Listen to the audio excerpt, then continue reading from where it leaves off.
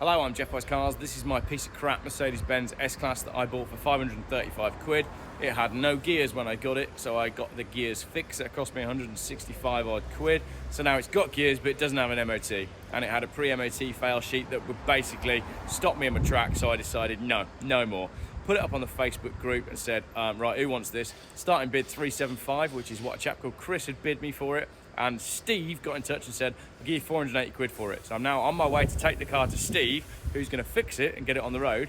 And in the process of getting it fixed, one of the tyres has gone flat, and the stupid aftermarket metal valve caps that someone's put on this car have welded themselves to the car. So now I've got to pay to have a new valve put on it, just so I can get some air in the tyre, just so I can drive it to Steve, which is about 30 miles.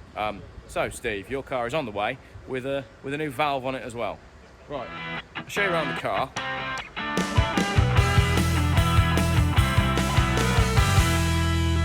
Yeah, this one was a bit of a gamble. It was a cheap S Class from an auction, 535 quid. It ended up out to me, give or take. I've then chucked almost 200 quid at it since then, and basically it was a gamble that hasn't paid off. It's rusty as hell, so got quite a lot of rust on the car. You can see it's going to be rusty on the sills as well. I've got all the advisories and everything, which I'll show you. Rear arches are crusty as, but it's a really nice car and it does drive really nicely. Some leftover stuff in the boot from me moving house, and then there's more. No, there's less rust on this side. This one's not as bad on the arches, but the rust is on the doors. So the paint there looks like it's about, well, it'll basically rub off with your hands. Mercedes didn't really paint their cars very well in this era. More rust on the front, but overall a good looking car, high specification for no money, but they are a gamble. This one needs quite a bit of love. I probably am going to regret getting rid of this because I love the colour, but you don't buy a 50 grand car for 500 quid and expect it to all be honky-dory, do you? But they are lovely, comfortable cars. If you haven't had an S Class of this vintage, you should go and get one. But maybe not this one, unless Steve fixes it and gets it all sorted, in which case you should buy this one from him. It's really nice. Sunroof, heated seats, the whole shebang. Right, so as I said, I bought this one cheap in an auction. It was a gamble. On the drive home, it became apparent that there was only first gear, so that was a nightmare. Anyway, I took it to RPM in Malvern and they fixed the car, but that was after I posted in the Geoff Buys Cars group what was going on with the car, and James French, who won Pablo and then didn't want Pablo and bought a motorbike instead, got in touch and said, have you tried replacing the MA203 540 02-53, which basically is a sensor that goes on the bottom of the gearbox. The seal fails, it floods the sensor, it shorts out the gearbox goes into limp mode. The part was £13 and I had to pay 123 quid it cost me to investigate why it only drives in one gear, plugged in diagnostics, carried out a full scan, cleared the codes, found the voltage faults, fitted a new electrical connector, brackets supplied, thank you James for telling me about that, topped up 3 litres of ATF, taken a road test, all okay. So that was it, 123 quid. So I said, great, it's fixed. So at that point I was in, what, 600 quid? I then said, tell me what it's going to fail an MOT on. And they came back with that list. Advisories would be corrosion on the bottom of the doors, rear brake disc corroded, rear brake pads low, offside front wing corroded, oil leak but not excessive. Failures would be offside rear upper suspension arm bush, front headlamps have got no beam pattern, offside rear and near side rear metal brake pipes corroded, going into flexi hoses, near side rear tyre, rear centre metal brake pipe corroded and leaking, near side rear outer seal corroded near jacking point, fuel leak emissions not tested, brake effort not tested due to brake pipes leaking, and offside front lower ball joint worn. Actually not that bad of a list, but if you consider the condition this car is in, that was enough of a list for me to say, no, enough, no more, cut my losses.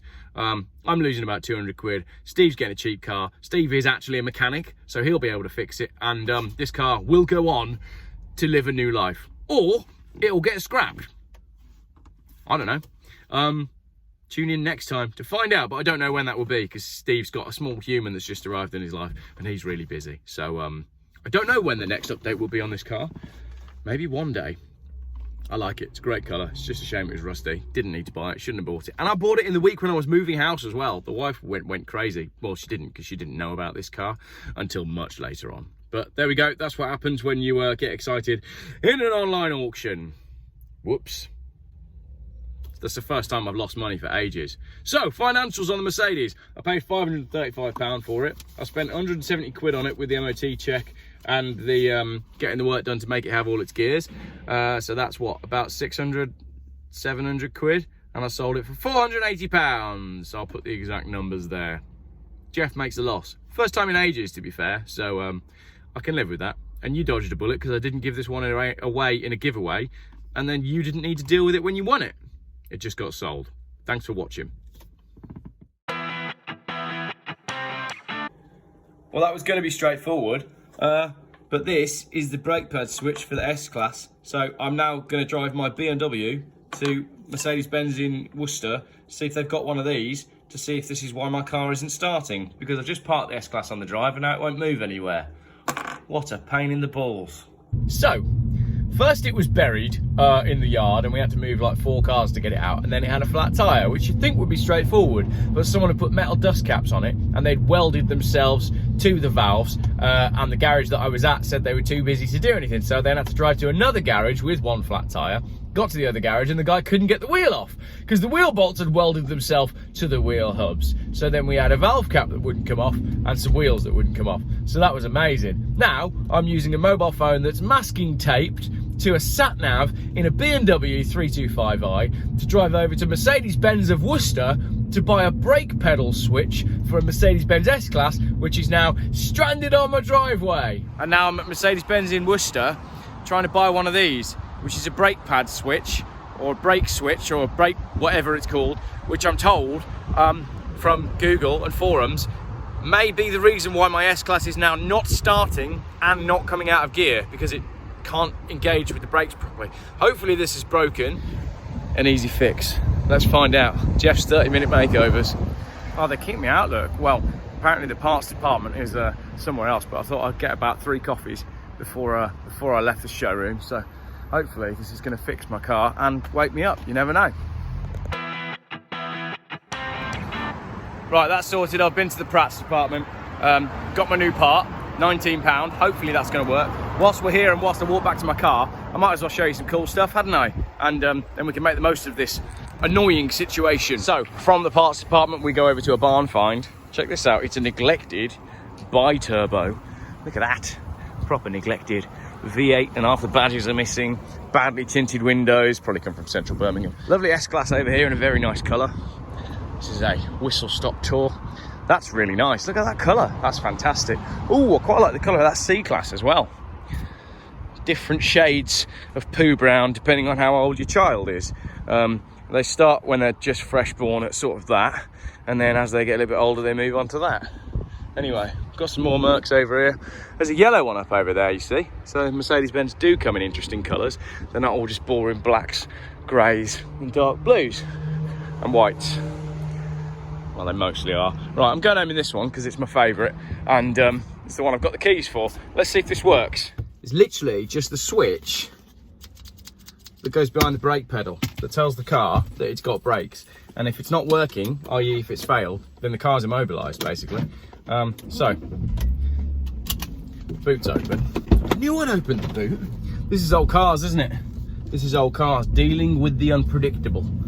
It's not when, it's not if you're gonna have to deal with an unpredictable problem, it's when, because there's always gonna be something. But,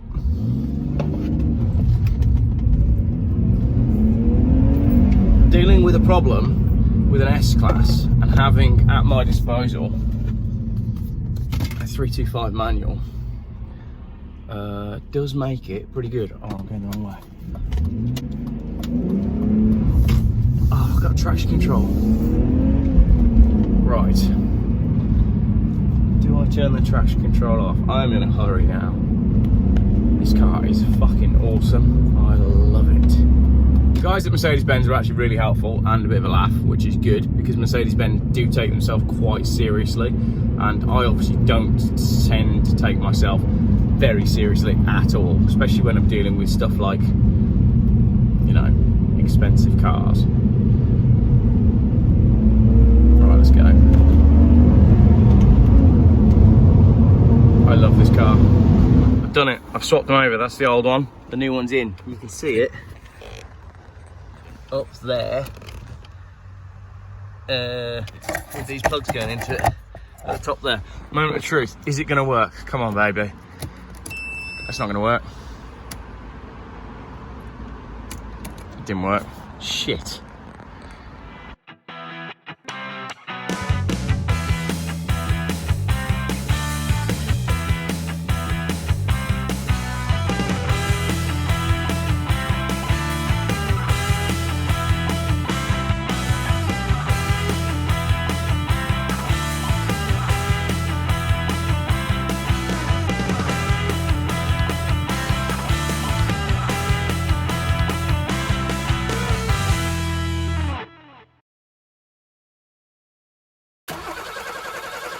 YouTube's most boring car channel.